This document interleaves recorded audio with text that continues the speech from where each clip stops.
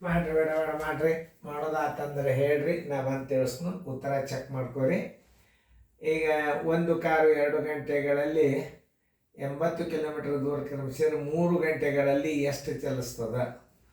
ಇಂಥವೆಲ್ಲ ಹೆಂಗೆ ಮಾಡ್ಬೇಕು ಅನ್ನೋದು ತೋರಿಸ್ತದೆ ವೇಗವಾಗಿ.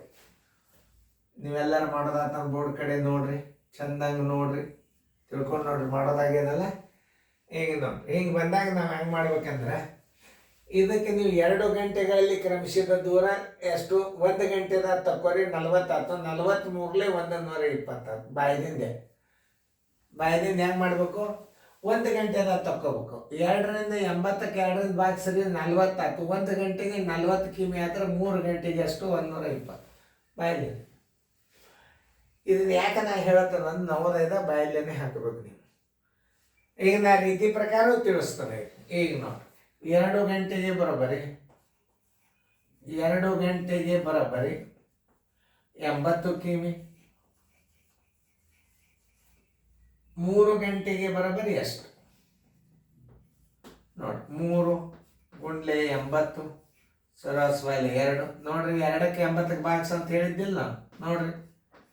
43ಲೆ 120 ಕಿಮಿ ಇಸ್ಕೊಟ್ಟು 120 ಕಿಮಿ.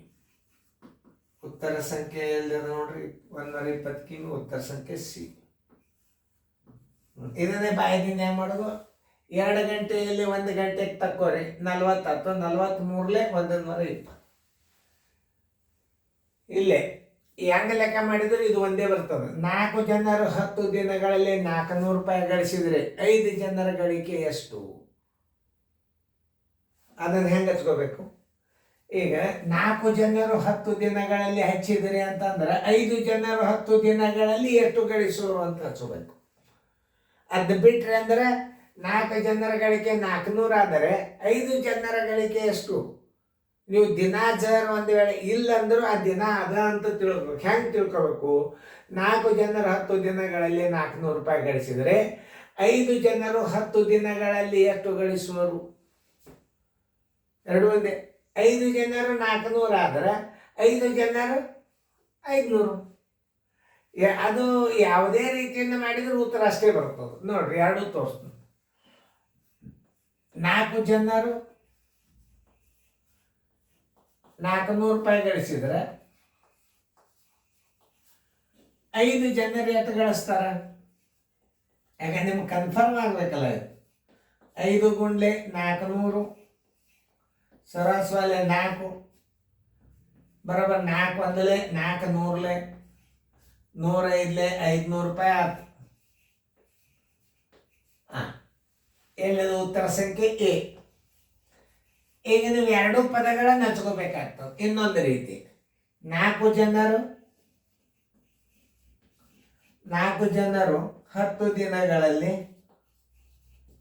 10 ದಿನಗಳಿಗೆ 400 ರೂಪಾಯಿ ಗಳಿಸ್ತಾರೆ. 5 ಜನರು 10 ದಿನಗಳಲ್ಲಿ, ಯಾಕ 2 ಹಚ್ಕೋಬೇಕಾಗ್ತದೆ ನೀವು.